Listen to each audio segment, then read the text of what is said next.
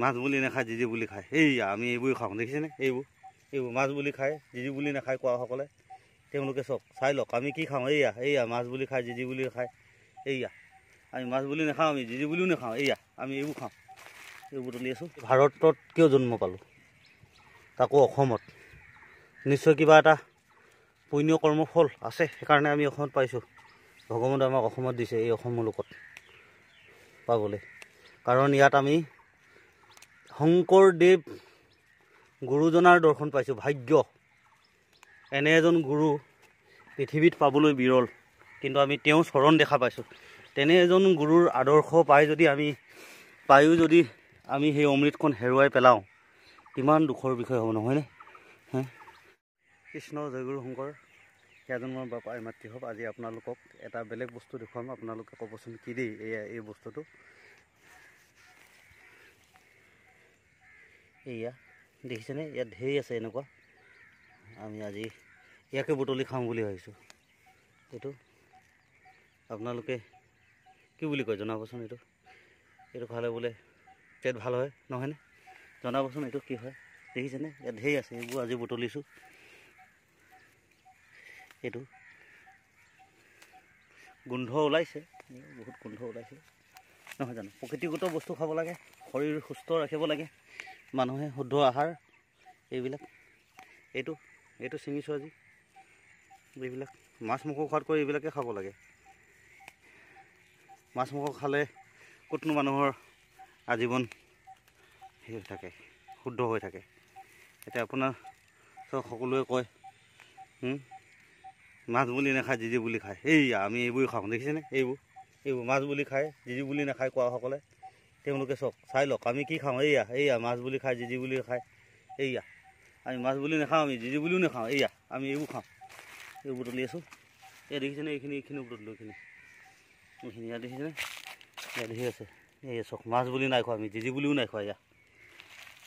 এয়া আমি যেতিয়াৰ পৰা আমি শংকৰ সংঘত পদাৰ্পণ কৰিলোঁ দৃঢ়তাৰে গুৰুজনাৰ আদৰ্শ বুজি পালোঁ তেতিয়াৰ পৰা আমি এইবিলাক আহাৰ গ্ৰহণ কৰিবলৈ ধৰিছোঁ এয়া দেখিছেনে মাছ বুলিও নহয় যি বুলিও নহয় এয়া দেখিছেনে এয়া চব এইডাল লতাডাল দেখিছেনে এইডাল আৰু জিহা আৰু মাছ মাংস নোখোৱা মানুহ একেলেঠাৰি 1 বছৰ মাছ মাংস খুৱাই দিয়ক তেওঁ শৰীৰটো চাব আৰু মাছ মাংস নোখোৱাকৈ থকা মানুহজনৰ শৰীৰটো চাব কেনেকুৱা হয় 1 বছৰ একেলেঠাৰি কেৱল মাছকে খাওক মাংসকে খাই থাকক পাৰে যদি আৰু যোনে এনেকুৱা এইবোৰ লতাবোৰ ছিঙি খায় চাবচোন এই পাতবিলাক ছিঙি খায় তেওঁ শৰীৰটো চাব 1 বছৰ খাই থাকিলেও 2 বছৰ খাই থাকিলেও তেওঁৰ শৰীৰটোৰ একো হানি নহয় কিন্তু এই 1 বছৰ সদায় দিন ৰাতিপুৱা গধূলি এনি টাইম মাংসকে খাওকচোন পাৰে যদি তেওঁ যদি পাৰে ৰেগুলাৰ খাওক তেওঁ শৰীৰটো চাব কেনেকুৱা হয় এয়া চক এয়া আমি সেইকাৰণে কৈছোঁ মাছ বুলিও নাখাওঁ যি বুলিও নাখাওঁ যেতিয়া গুৰুজনাই আমাক দৰ্শন পালোঁ কীৰ্তন ঘোষা পঢ়িলোঁ অধ্যয়ন কৰিলোঁ কীৰ্তন ঘোষাত সুন্দৰকৈ কৈছে স্ত্ৰীৰ মধ্য মাংস সেৱাৰ কথা কৰৈ মৰে জন্ম কবিতা এইবিলাক মাছ মাংস খোৱা পৰ স্ত্ৰীৰ কথা পৰ স্ত্ৰীৰ পৰগমন এইবিলাক কথা সদায় এইবিলাক কথাক লৈ মানুহে সেই কৰে নেকি যেতিয়াৰ পৰা গুৰুজনাৰ দৰ্শন দেখিলোঁ আমি তেতিয়াৰ পৰা এইবিলাক আহাৰ সেৱন কৰিছোঁ দেখিছেনে এইবোৰ কিমান পবিত্ৰ এইবোৰ চব এইবোৰ দেখিছেনে এইবোৰ মানিমুনি প্ৰকৃতিয়ে যি দিছে তাকে সেৱন কৰিছোঁ আৰু যাৰ বাবে আজি মন শুদ্ধ শৰীৰ শুদ্ধ সকলোবোৰ শুদ্ধলৈ পৰিৱৰ্তন হোৱা অনুভৱেই কৰোঁ আজি যিমান বছৰ হ'ল গুৰুজনাৰ আদৰ্শ যেতিয়া শুদ্ধকৈ আমি আহৰণ কৰিবলৈ ধৰিলোঁ এইয়া চব এইয়া মাছ বুলি নাখায় যি বুলি খায় দেখিছে এইয়া আপোনালোকক দেখুৱাইছোঁ এইয়া মাছ বুলি নাখায় যি বুলি দেখিছেনে এইয়া শ্ৰীমন্ত শংকৰ সংঘৰ যেতিয়া আমি পদাৰ্পণ কৰিলোঁ আৰু শ্ৰীমন্ত শংকৰদেৱ সংঘৰ পৰা আমাক গুৰুজনাৰ যি আদৰ্শ শুদ্ধকৈ যেতিয়া দেখা পালোঁ এইয়া চক দেখিছেনে এইয়া এনেকুৱাবোৰে খাবলৈ আৰম্ভ কৰি দিলোঁ এইয়া দেখিছেনে বাৰু কিমান শুদ্ধ আহাৰ এইবিলাক বিচাৰি ফুৰিব সন্ধিয়া হ'লে সেই দোকানৰ আগত থিয় হোৱা ৱাইন শ্বপৰ আগত আৰু কেইটামান মঙহ জীৱৰ মঙহ আনি আনন্দ তৃপ্তি সেই 2 মিনিটৰ তৃপ্তি আমি বিচাৰি নাযাওঁ। আমাক লাগে এইয়া অকণমান এনেকৈ এইবিলাক যদি আমি ভাজি খাওঁ সৰু সৰু আলু দি কিমান ভাল লাগিব নহয় জানো শৰীৰৰ কাৰণে। আৰু এই চাওক মাটি কান্দুৰি কিমান আছে। এয়া এই মাটি কান্দুৰি এইবিলাক আজি আমি এই মাটি কান্দুৰি সৰু আলু দি মাটি কান্দুৰি হেৰি সৈতে এয়া দেখিছেনে মাটি কান্দুৰি ভেদাইলতা মানিমুনি দেখিছেনে এইবিলাক আহাৰ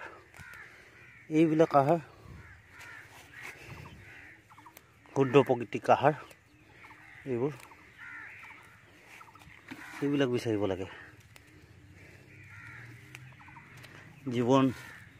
পৰিপূৰ্ণ কৰিব এইবোৰ অকল